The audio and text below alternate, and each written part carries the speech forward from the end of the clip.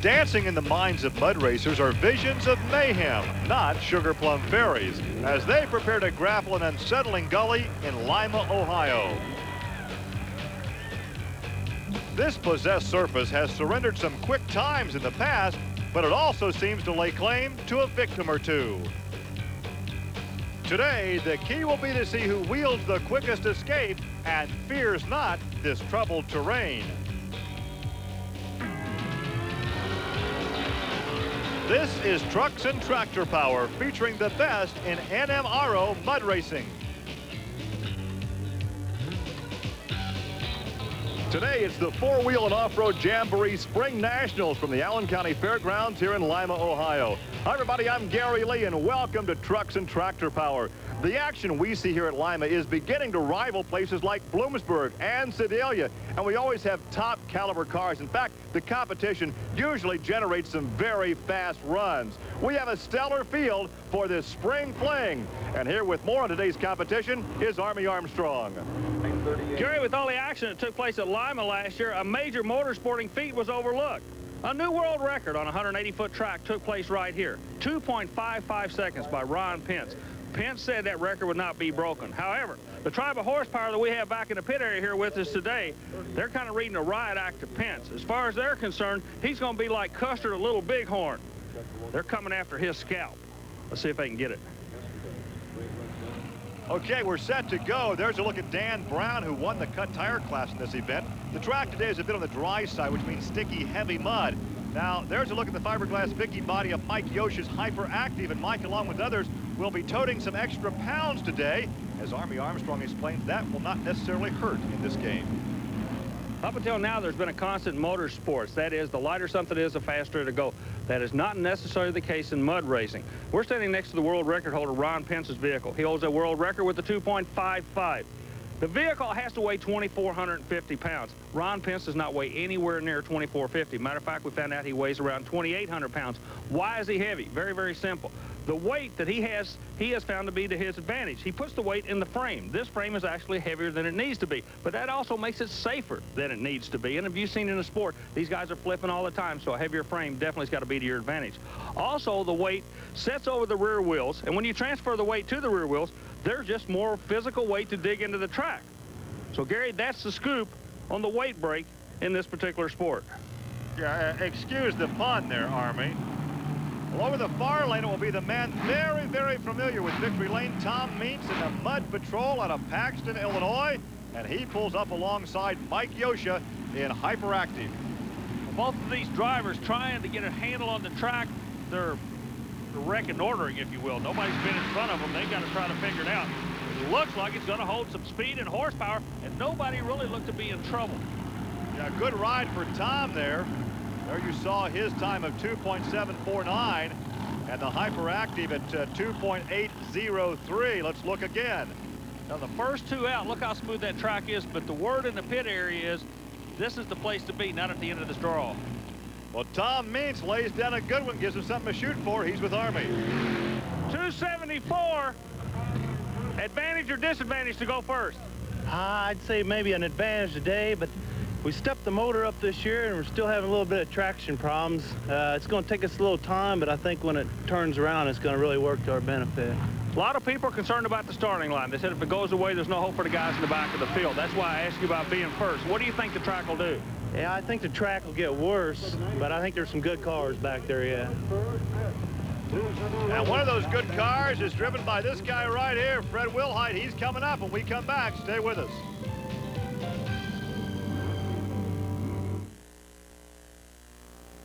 Welcome back to the Allen County Fairgrounds in Lima, Ohio, where Ford trucks present the four-wheel Jamboree Spring Nationals, part of the Special Events Performance Series. Neil Smith, an American Thunder out of Grantville, Georgia. This rear-engine Power Pro chassis is brand new for the 91 NMRO Rookie of the Year, and Army took a look at it.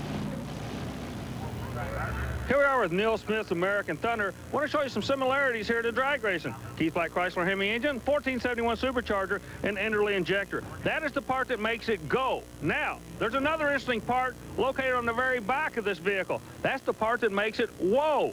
Look, Jim Deese out of California has actually designed a twin parachute setup for the mud racers in order to stop these vehicles. So once again, the technology that's been so famous in the sport of drag racing is working its way over to the sport of mud racing. Well, Smith will take on Buck Henderson in Appetite for Destruction, a nitrous-injected 28 Roadster. So will we see the chute deployed? I don't know. I think you have to clean that thing up. And repack it. Exactly. That's why you got a crew. Let's see what's going to happen. Good run. Number looked good. What was it, Gary? Whoa, we got another trouble. Yeah, before we look at the number, Buck was in all kinds of trouble at 5.62. No chute for Neil at a 2.746. Okay, now, American Thunder goes through and leaves a good lane for the man behind him. We could be seeing something happen here and that a lane going away. Let's talk to Neil Smith. 274, you're the guy they're all coming after now. It felt pretty good. This is a brand new car, and I had to back off of it a couple of times. It wanted to pull to the right just a little bit, but I'm real pleased with it as far as power range, but we can get a lot more out of it. But I hope that's going to hold, but I don't feel like it. Not showing a lot of confidence right there as we take a look at my favorite Martian, Fred Wilhite Money Pit. He could put some sponsorship names on those little balls coming out of the Gary, helmet. ever since he put that helmet on, he's been your main man. Let's see what's going to happen. I'm worried about the lane that Wilhite's in, rolls out. The man in front of him had problems. That could be indication of the lane going away. Meanwhile, the lane closest to us, downtown Brown, looks to have a real good smooth lane. Maybe get a kick out of the middle. We got to wait and see when he plants the horsepower. There's that kick. They were both kicking through that lane there. Wilhite out of his lane, disqualified. We'll take a look now at the time for Dan Brown at 2.842. That is good for, I believe, third on the leaderboard. Dan, of course, won the cut tire class here at the Spring Nationals. Take a look again, coming right at you. Well, you know, you'd think, looking at it from the side, it's a straight race. No way. Check it out. Well, let's go down and talk to Dan Brown. Looked like you backpedaled about 3/4 of the way through. Is that because you're making too much horsepower or the track's not holding the horsepower you have? Armin, we got out there about half track and the thing just left the ground and I heard it buzz up, and when it come back down, that's when you heard it backpedal. It just caught and hooked hard again. It left completely off the ground. We must have got 3-4 foot of air out of the back end out there. It's amazing how much these guys can hear and ascertain at that speed. It all happens so quickly, but they know exactly what happened. No problem. I'd have my eyes closed. Gary, this should be a very evenly matched race. As the Chatterbox 3 comes out, he'll be going against Brian Harrell. We call him Flying Brian because this kid's coming into the sport out of Pennsylvania with a family operation and is really starting to lay down some numbers. So there is a future to this sport. There's a lot of young blood coming in here, and since they're starting to get TV exposure, I think you're going to see more and more of that, Gary Lee. Schlegel and Harrell both with a pair of blowing Chevys. Whoa! Trouble about mid-lane right there. And Brian Harrell, of course, gets DQ'd. He's setting a skew in the mud. A skew, is that kind of like I'll explain Clint it to you Eastwood later. saying right turn Chatterbox at 3.153. He was messed up mid-lane. How's that sound? As we take one more look, hang on, he gets her woed. We'll come back with more action from Lima. Army Armstrong and Gary Lee back in Lima, Ohio on Trucks and Tractor Power as the competition continues. There's a good look at Allen in Beefy Blue, the Chevy S10. He's come out with the new 3-speed Lincoln transmission that allows him to really stick the horsepower to the racetrack. Now the question is, will the track hold that horsepower? I don't know, Gary. Well, he goes up against Kevin Stone, and the heat is on. Boy, that name could tell you a story because as we get further into this field, the track is starting to go away a little bit. We've got a guy coming out here with a whole lot of horsepower that we know is going to be able to put it to the track. Again, will the track hold it? Let's wait and see. No, he's in trouble, Gary. Hang on. Oh, once over. A complete barrel roll. It happened about mid-track. Could you tell what prompted that? The horsepower, when it came in, it just looked to me like it just powered itself on around. He didn't back on the throttle, so I don't know. The fire crew's right on the spot. That's one thing about these special events people. They got a good safety precaution. Well, let's take a look again. He hooks. Right there he hooks. Doesn't back on the throttle. Now he's into the throttle. Wow. He was headed for our scissor lift over there, one of our camera positions. You can see the crew talking to Big Al, and Al is about to climb out. He's okay. Both arms raised up to indicate to an appreciative crowd that he is okay. They could have broken an axle on this thing. Well, we had Flying Brian go through. Now we got Wow Al out there. I think we have one more angle to show you of this run. Now watch about mid-track. He gets in trouble, gets over the berm, drives it out of the mud, and now he's trying to get her woed and slowed down, and he can't quite do it. Makes a complete barrel roll. That'll jar your dentures, but he is okay. You can see the damage to the truck, and he is standing by now with Army Armstrong. Al, real quick, I'm going to come up on one side, and the EMT's going to be on the other. I'm going to just grab you for a second, make sure you're okay, and then turn you over to him. Do you have any idea what happened? Well, we got crossed off up in the pit, and I didn't leave off quick enough. She launches when she gets outside. I was trying to get the throttle, keep it settled down, but it caught a horn over here and went over. Okay, I'm glad you're okay. I'm going to turn you over to Bill, our EMT. Did it. It was wild. I never did that before. We'll go home and watch it on TV. I'm glad you're all right. Thank you. Billy's all yours. You win. It was better than mine. Well, there's the damage to the front of Beefy Blue. The driver being checked out, and Big Al is okay. Now some Class 6 highlights. Mark House in Pure Hell taking on Henry Mattingly in Magnum Force, and Mark was running a 2.914 and Henry a 2.953. Well, earlier in the day, the track was seeming to hold up and go back together for a smooth racing surface, Gary. Jeff Ballard, the Port Brothers Express, would best those other two guys with a 2.903. Another wild ride for Tom Marsh at the Spring Nationals. The far lane taking on Chad Miller. Miller would turn an impressive 2.885, and the intruder would just simply turn, cross the line, and spread some straw. Yeah, I really took a chance when I lined up there, Army. I split the ruts there trying to get a good hook, and it hooked for me good. But then when I hit second gear, it really pulled to the right there because it got out of the mud on the one side. Ron Smith in the far lane would fare a lot better. Get a sub 3-second pass at 2.979. Bill Oldenwald taking on Al Stebbins in Rapid Transit. Stebbins' 2.835 shot would be good enough for 4th place. We overpowered the starting line today, Army. I knew there was a bunch of good cars here. We stepped it up a little bit, and we just overpowered. We broke a left front axle. Well, looking at the current standings now, Neil Smith on top at 2.746. Then it's Tom Means, Mike Yosha, Al Stebbins, and Dan Brown. Back to the starting line, Melvin Brown out of Ewington, Ohio in the Blue Max, taking on Shane Back in Attitude Adjuster. Brown's been around the sport a long time, as has Back. Both of them had a chance to look at the track. They know they've got to find some mud out there. This Jeffersonville, Kentucky native is an auctioneer by trade, knows with all the horsepower he has and where he is, he's got to be looking for mud. That's what they're doing right now, Gary. Well, they're looking for a fast lane that has not been used prior, or has not been chewed up by prior competitors. And at this point in the competition, it's tough to find what they're looking for. And it's all determined by the luck of a draw. Well, there's your time to beat as Brown goes against Back.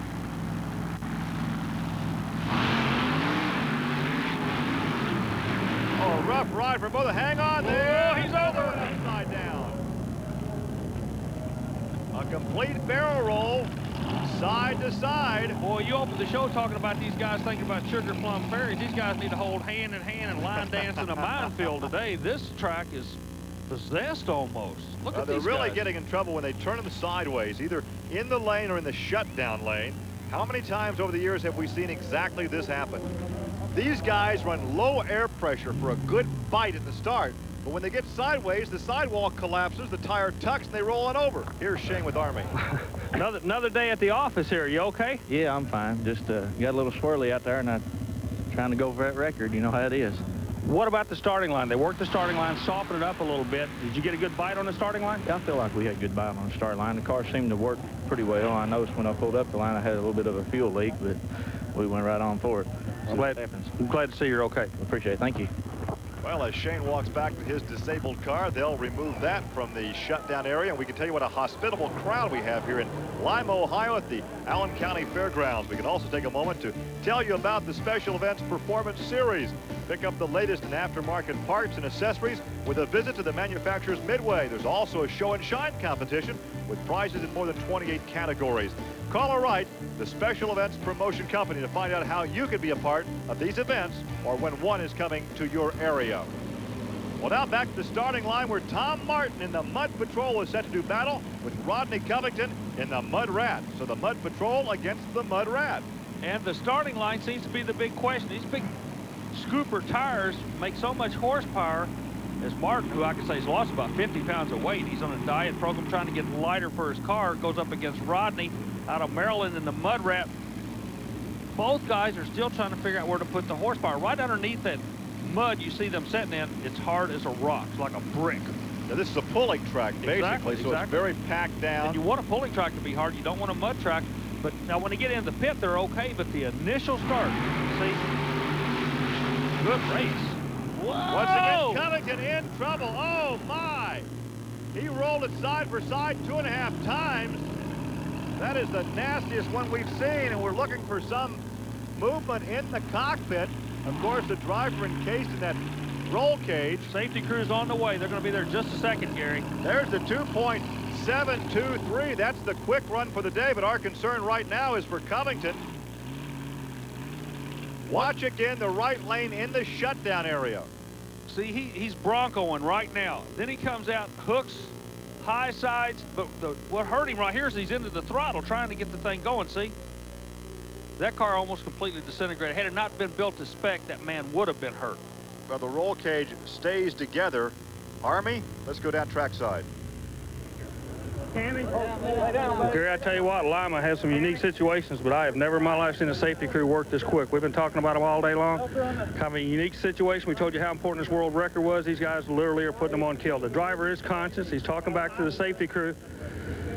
But, man, you can't say enough about these guys. You know, racing is a dangerous sport. You assume some responsibility. The driver's starting to come back around right now. Fire crew's with him. The EMTs are with him. Security's here.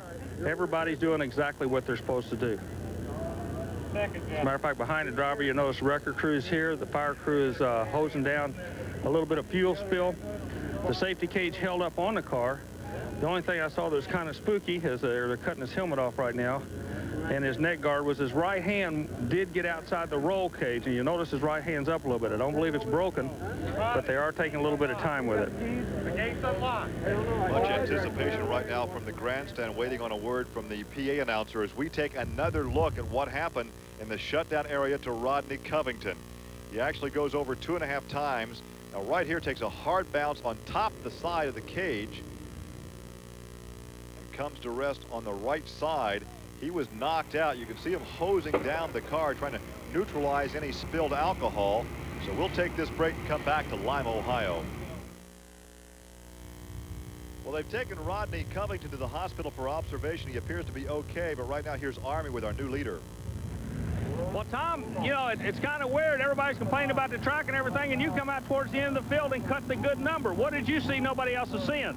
Well, I seen a good spot there on the left side of the track, and I tried to cross to the right as I went down. I jumped the tracks, and very successful at it. I was a little lucky and feel real good about it. Let's take a look now at some other highlights from Class 6 competition. It's Brian Bailey in the near lane against Pete Coronas in the far lane. And Coronas' time is a good one, 2.781. That is 4th fast this afternoon. Mike Pausina in the Racemaster chassis had a tough day right here at the end of his run. Collects the timing light and a whole lot of straw. Dave Ray in Midnight Magic turns in a 2.906. And here is Bob Heisner in Hot Tuna. Boy, I like the body style of this one, Army. He has all kinds of trouble right off the starting line. 48 Fiat. Gary used to be a real popular body style in drag racing. Well, back to the starting line, our final pair, Randy Lowe in the Chevy Blazer, Real Foolish Pleasure, taking on the man who set the mark that everyone's chased here with reckless abandon today, Ron Pence in Tater out of the state of Missouri. Boy, you're right. They chased it with reckless abandon, but Tater said coming in that record would not be broken and kind of made some guys mad, but looks like, whoa, he almost got in trouble, Gary. Yeah, and his time doesn't count. That's right. I was about to go for the time for Randy Lowe at 3.049. Tater being disqualified, so The win will go to Tom Martin. There's your leaderboard with Neil Smith second. Then it's Tom Means, Pete Coronas, and Mike Yosha. And here is your winner with Army Armstrong. Gary, I tell you what, I'm kind of glad this day's over. What surprises me is not this guy winning, but you winning from the middle of the field. The track has just been iffy all day long.